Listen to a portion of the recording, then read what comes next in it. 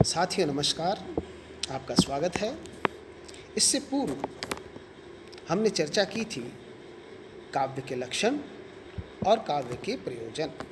इसी कड़ी में आज हम चर्चा करेंगे काव्य के हेतु। प्रिय विद्यार्थियों, हेतु से सीधा अर्थ है कारण। विद्यार्थियों, कारण के बिना कार्य नहीं होता।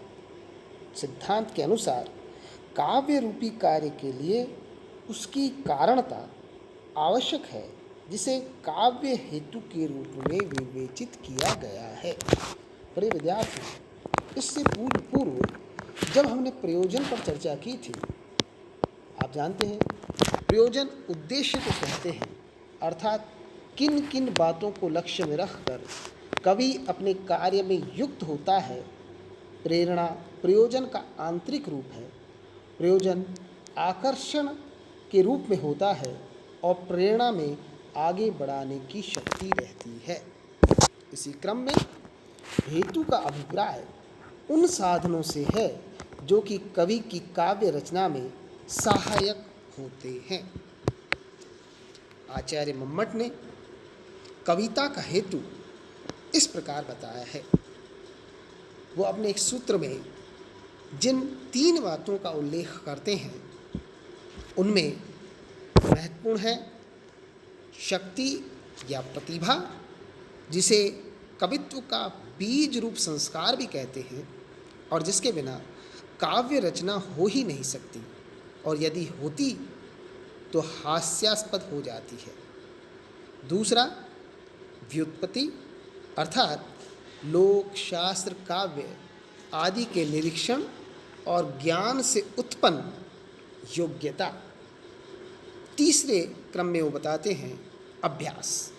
प्रिय विद्यार्थियों, निरंतर अभ्यास से प्राप्त शिक्षा अर्थात काव्य रचना की शिक्षा, यह भी काव्य का मुख्य हेतु होता है।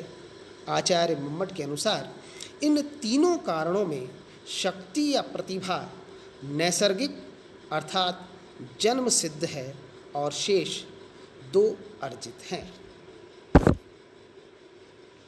लगभग सभी आचार्यों ने एक मत से प्रतिभा को ही काव्य का मूल हेतु माना है और उसकी कवित्व शक्ति और यही कवित्व शक्ति अथवा सृजनशीलता की उद्भाविका है। काव्य मूलतः कवि की मानसी सृष्टि है, अतः उसके हेतु कवि के मानस में ही निहित हैं। सभी आचार्यों ने कवि की प्रतिभा को ही काव्य का मूल हेतु माना है, जो उसकी कवित्व शक्ति अथवा सृजनशीलता की उद्भाविका है। उसे एक ऐसी प्रज्ञा कहा गया है जो कवि के हृदय में नित्य नित्य नवीन नवीन भावों का उन्मेष करती है। प्रिय विद्यार्थियों, उसे सहज वृत्ति अथवा नैसर्गिक शक्ति भी कहा जाता है, जो अज्ञान रूपी आवरण का भेदन कर अपना दिव्य प्रकाश फैलाती है।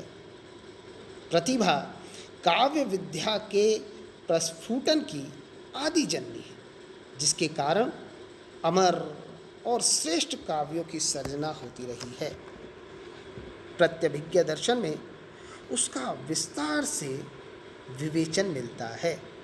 मति, मेधा, स्मृति, प्रज्ञा, बुद्धि, चित्ती आदि अनेक संज्ञाएं उसी का रूप दर्शन कराती है। ये विद्यार्थियों, विद्वानों ने प्रतिभा के महत्व को बहुत अधिक सराहा है।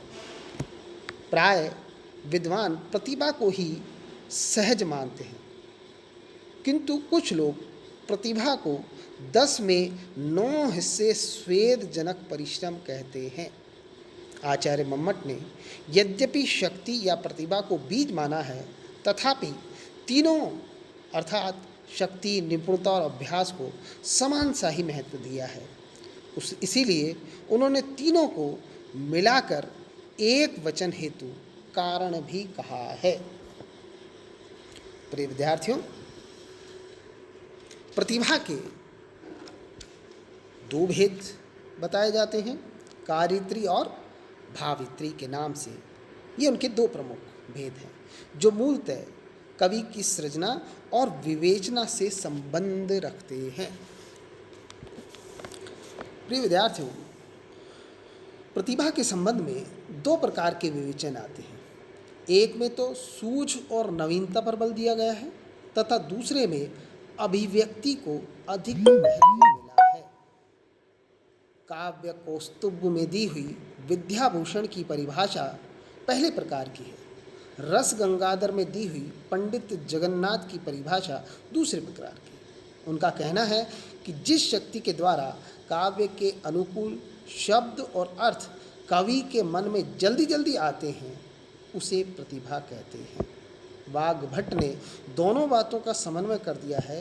कहने का तात्पर्य यह है कि उन्होंने नवीनता और उसकी ललित पदों, ललित से मतलब प्रसन्न, में अभिव्यक्ति दोनों पर जोर दिया है। उसको सर्वोत्तमुखी कहा है। उसका प्रसार, विचार, भाव और अभिव्यक्ति सब में है। विद्यार्थियों, अब हम आगे चर्चा करें व्युत्पत्ति और अभ्यास। यों तो प्रतिभा ही काव्य का मूल या प्रधान हेतु है, किंतु उसके सहयोगी तत्वों के रूप में व्युत्पत्ति और अभ्यास का भी अभिष्ट महत्व है, जिसका हम अभी जिक्र कर आए हैं। ये दोनों तत्व प्रतिभा को निखारने अथवा चमकाने में उपयोगी सिद्ध होते हैं। यद्यपि सहजा अथवा नैसर्गिक प्रतिभा के तत्व दर्शन में इन्हें अधिक महत्व नहीं दिया गया। प्रिय विद्यार्थियों, वहाँ पर भी नैसर्गिक या मूल जो प्रतिभा होती है उसे ही महत्व दिया गया। व्युत्पत्ति और अभ्यास को उतना अधिक महत्व नहीं दिया गया। व्युत्पत्ति को काव्य प्रकाशकार ने निपुणता कहा है। यह दो प्रकार से प्राप्त होती है। लोक के, जिसके सारा चराचर ज्ञान आ जाता है, निरीक्षण से, और काव्य तथा शास्त्रों के अध्ययन से। निरीक्षण में जिस बात की कमी रह जाती है उसकी कमी काव्य आदि से पूरी हो जाती है, अर्थात काव्य के पठन पाठन से वह भी कमी पूरी हो जाती है। इसीलिए लोक को पहले कहा गया है। शास्त्र में से सैद्धांतिक ज्ञान बढ़ जाता है और उस ज्ञान से कवि अनौचित्य में पड़ने से बच जाता है। सारी औचित्य वाली बात करता है, अनौचित्य से वह बच जाता है तथा कोश, व्याकरण आदि से भाषा संबंधी भूलों से बचने तथा उपयुक्त शब्दावली की खोज में सहायता मिलती है। इस तरह से शास्त्रों का ज्ञान भाषाई त्रुटियों से भी बचाता है और जो ज्ञान शेष रह गया था उसकी भी पूर्ति कर देता है। प्रिय विद्यार्थियों, इसी प्रकार व्युत्पत्ति में लोक व्यवहार, शास्त्र ज्ञान, प्रकृति परिचय और बहुज्ञता मतलब बहुत सारा ज्ञान आदि गुणों की गणना की जाती है, जिनके कारण कवि अपनी कृतियों को निखारने के अवसर मिलते हैं। कवि को अपनी कृतियों को निखारने के अवसर मिलते हैं।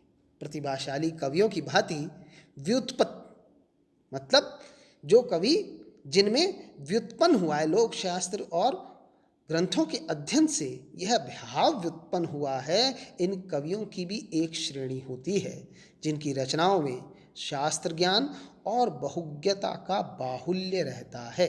भारतीय परंपरा में मंत्र, तंत्र, देवताओं की उपासना तथा गुरुवापदेश अर्थात गुरु के उपदेश और मार्गदर्शन आदि को भी काव्य हेतुओं के रूप में विशेष महत्व प्राप्त हुआ है।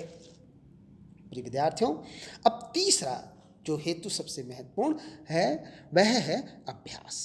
प्रिय विद्यार्थियों, आपने ये लोकोक्ति तो सुनी होगी कि करत करत अभ्यास के जड़मति होत सुजान। प्रिय विद्यार्थियों, करत करत अभ्यास के जड़मति होत सुजान ये लोकोक्ति जो है, इसी के अनुसार अभ्यास को भी काव्य का एक विशिष्ट हेतु कहा जाता है। ध्यान दें विद्यार्थियों, इन्हीं लोकोक्ति को हम ध्यान से देखें तो यह अभ्यास भी काव्य का एक महत्वपूर्ण हेतु होता है। अभ्यास की प्रक्रिया भी एक प्रकार की साधना है, जिसके कारण काव्य की अनगढ़ता सुडौल और सुगठित बनती है।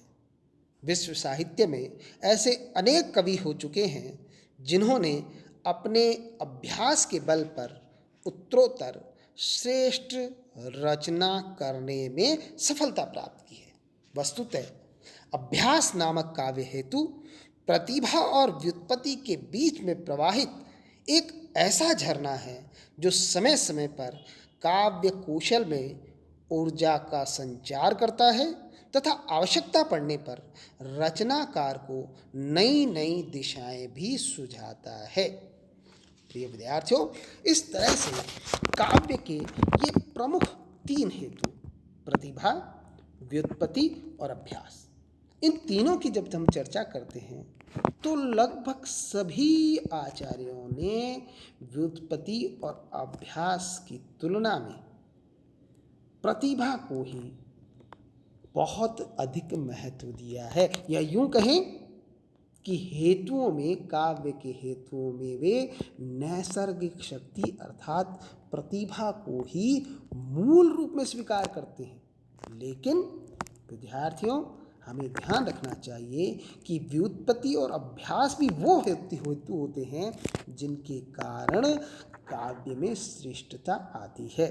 उदाहरण के रूप में हम तुलसीदास जी को लें। तुलसीदास जी ने स्वयं कहा कि उन्होंने नाना वेदों और पुराणों का अध्ययन किया, तब जाकर के वो रामचरितमानस की रचना कर पाए। इसी प्रकार से अभ्यास भी बड़ा महत्वपूर्ण है। हालांकि ये इन दोनों की श्रेणी में या दोनों की तुलना में निम्न स्तर का कहा जा सकता है, लेकिन निरंतर अभ्यास करते रहने से श्रेष्ठ काव्य की रचना की जा सकती है। आज के लिए इतना ही।